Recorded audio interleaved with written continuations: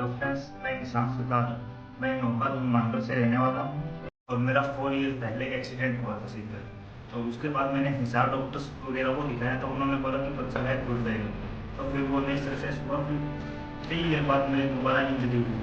फिर मैंने फैमिली से डिस्कशन की। उसके बाद मुझे पता चला कि हमारी ही मांडर से रजत जाने की जरूरत है। तो इसे लोग उसके बाद फाइनल हफ्ते में मेरे छोटा और अब फिलहाल मैं स्पोर्ट्स एक्टिविटी भी शुरू कर चुका हूँ। Thank you for doctor Rajat Jamil and team.